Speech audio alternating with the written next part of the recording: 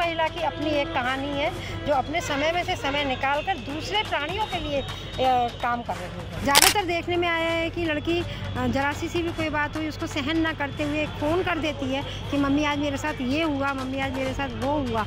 हर व्यक्ति, हर प्राणी, हर वुमेन कार्य कर रही है, लेकिन समाज के लिए क्या कर रही है? धन देने के लिए तैयार है लेकिन समय देने के लिए तैयार नहीं है। ये वही महिलाएं थी जिनको मैंने एक सुपर वुमेन का नाम देते हुए, क्योंकि वुमेन तो हम सभी हैं। वैचारिक जागरण मिशन ट्रस्ट के द्वारा सुपर वुमेन सम्मान समारोह का आरंभ नेशनल चैम्बर ऑफ कॉमर्स के अध्यक्ष अतुल गुप्ता, सुरेश चंद्र गर्ग तथा सत्यवती ने सामूहिक रूप से दीप प्रज्वलन कर किया। ट्रस्ट के अध्यक्ष प्रतिभा जिंदल ने कहा कि आज की नारी अब केवल चूल्हा चौका ये सांस्कृतिक कार्यक्रम तक सीमित नहीं रही।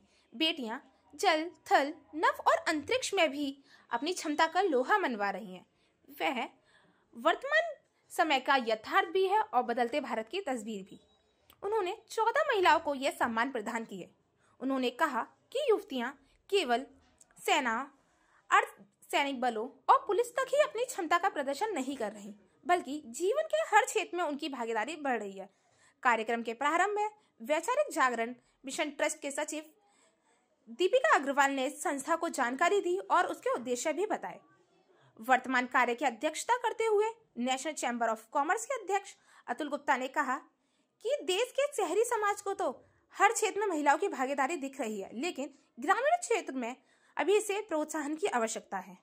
वरिष्ठ अतिथि के तौर पर उपस्थित रही सत्यवती। साथ ही कार्यक्रम के अंत में ITI एक्सपर्ट अभिषेक गुप्ता ने साइबर क्राइम की जानकारी देते हुए उसके बचने के उपाय भी बताए। मेरा नाम प्रतिभा जिंदल है और मैं वैचारिक जागरण मिशन ट्रस्ट की संस्थापक अध्यक्ष हूँ। इसके साथ ही पिछले कई सालों से मैं पुलिस कमिश्नरेट आगरा में फैमिली काउंसलर हूँ, जहाँ मैं कम से कम सैकड़ों की संख्या में, अनगिनत संख्या में परिवारों को विदाई करा चुकी हूँ। जो महिलाएं अपने घर से लड़ के, झगड़ के, किसी भी वजह से अपने घर परिवार को छोड़ के मायके में जाकर बैठ जाती है, पति से लड़ के या सास से लड़ के, किसी से भी लड़ के, मैं उन लोगों को समझा बुझा के 3 काउंसलिंग में उनके घर भेजने का काम करती हूँ। मैम, अभी यहाँ जो समारोह हुआ था उस समारोह को क्या नाम दिया गया है?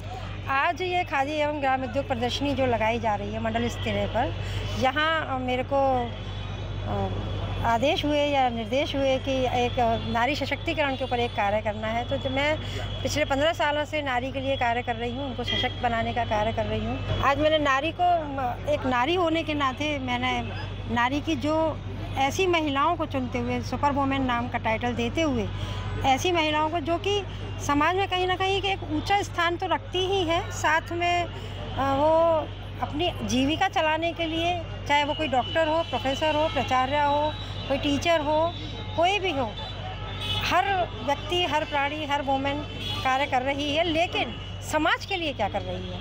मैंने उन्हीं महिलाओं को चुना जिन्होंने अपने समय से निकाल के, अपने व्यस्ततम जीवन में से समय निकाल कर, और उन्होंने समाज को अपना योगदान तन मन धन से, हर तरीके से, जबकि आज के इस व्यस्ततम जीवन में समय की सबके पास कमी है। धन तो दे देता है, हम लोग कई लोगों के पास जाते हैं, धन देने के लिए तैयार है, लेकिन समय देने के लिए तैयार नहीं है। ये वही महिलाएं थी जिनको मैंने एक सुपर वुमेन का नाम देते हुए, क्योंकि वुमेन तो हम सभी हैं, लेकिन वो हम सबसे कहीं ना कहीं सुपर है, इसलिए सुपर वुमेन का नाम देते हुए आज मैंने यहाँ उनका सम्मान किया। सम्मान तो मैंने उनका क्या किया, उनका सम्मान करके मैं खुद सम्मानित महसूस कर रही हूँ, मैं खुद गौरवान्वित महसूस कर रही हूँ।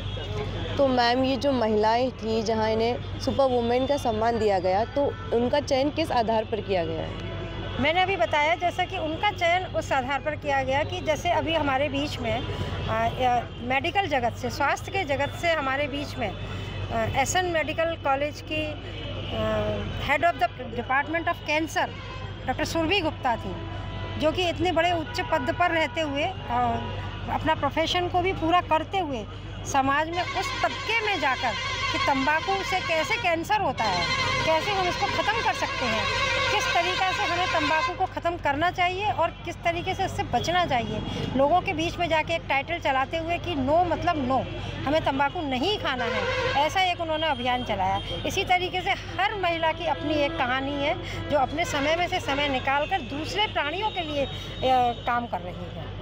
मैम, ये जो ट्रस्ट है वैचारिक जागरण मिशन ट्रस्ट, इसकी आगे की क्या योजनाएं हैं? जहाँ तक मैं अब पिछले कई सालों से परिवार परामर्श केंद्र पुलिस कमिश्नरेट आगरा में कार्य कर रही हूँ। तो मेरी अभी जो रिसेंट योजना है, वैसे तो पहले कई अभियान मैंने चलाए, सोशल मीडिया एडिक्शन को लेकर मैं अभियान चलाया, यौन शोषण क्यों आखिर, इसको लेकर अभियान चलाया। लेकिन अभी जो मेरी योजना के बारे में आपने पूछा है तो मैं बहुत विक्षुब्ध हूँ कि कहीं ना कहीं लड़कियाँ जो आजकल शादी होकर जा रही हैं 1.5 या 2 महीने या ज़्यादा से ज़्यादा 6 महीने के अंदर अपना घर तोड़ कर वो अपने मायके में जाकर बैठ जाती हैं।